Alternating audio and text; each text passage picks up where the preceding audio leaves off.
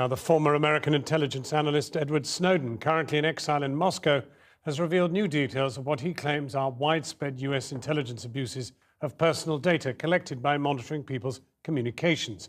He was interviewed by The Guardian itself, criticised by MPs over its handling of Snowden's data. We have the first broadcast excerpts from that interview. Paul Mason has this report. In the year since Edward Snowden landed at a Russian airport, the world has changed. An Islamist terror group controls central Iraq. Answer the call of Allah. Hundreds of British youth are said to be fighting with the Al-Qaeda split-off ISIS in Syria.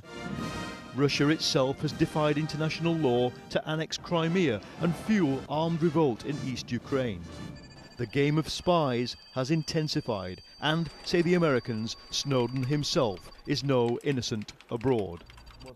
So when The Guardian's editors interviewed Edward Snowden in Moscow this week, they couldn't avoid the accusations of aiding and abetting a country that, for many in Europe and America, now looks more like the enemy. If I were providing information that I know that's in my head to some foreign government, the U.S. intelligence community would be able to detect that. They would see changes in the type of information that's going through it.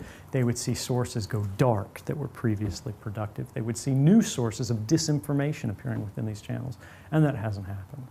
Did you read the book about you by Edward Lucas, who works for The Economist, which claims essentially that you're a Russian spy? No. Do you know what I mean? Yeah, yes. He's crazy.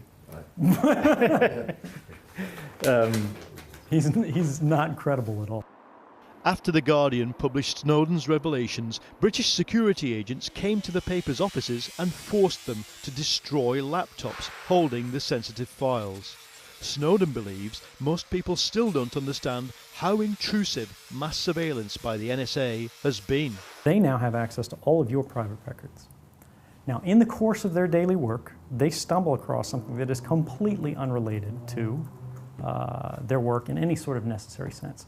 For example, an intimate nude photo of someone in a sexually compromising situation, but they're extremely attractive. So what do? They turn around in their chair and they show their coworker. And their coworker says, oh, hey, that's great. Send that to Bill down the way. And then Bill sends it to George, George sends it to Tom. And sooner or later, this person's whole life has been seen by all of these other people. Snowden revealed the American spy agency was collecting data via internet companies on a vast scale, often with their compliance.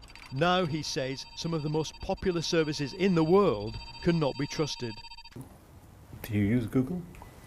No. No? I don't use Google. Do you use Skype? No. I have used Skype and Google Hangouts, which are great, but unfortunately security compromised services for public talks where they've been required, but I wouldn't use it for personal communications. We shouldn't trust them without verifying what their activities are, how they're using our data, and deciding for ourselves whether it's appropriate where they draw the lines. Under US law, there's no defence of public interest for whistleblowers. Snowden is charged with espionage, but he hinted today he might return if he could face trial by jury. I would be facing an unfair trial in which I can't even present a public interest defense to a jury of my peers. We've asked the government again and again to provide for a fair trial, and they've declined. But for all the risks that lie ahead, Snowden remains unrepentant. Regardless of what happens, if I end up in chains in Guantanamo, I can live with that. Well, now Paul Mason is with us now. Paul, what was new in that?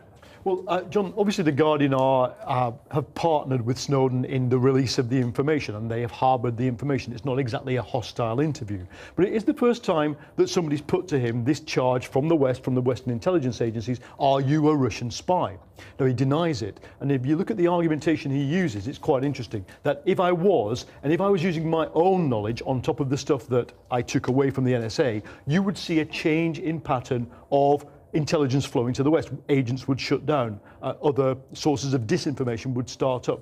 That is interesting because it's fair to say that sources have told Channel 4 News that security agencies in this country have indeed seen changing patterns of intelligence due to Snowden's revelations. So what you would then ideally want is a supplementary question to him, which we don't get because the interview is being conducted by The Guardian and not ourselves. I think the other interesting thing is that anecdote he tells of what it's like inside the the NSA. He alleges they are showing nude pictures of any old Joe on the street to each other in clear, breach of people's moral rights.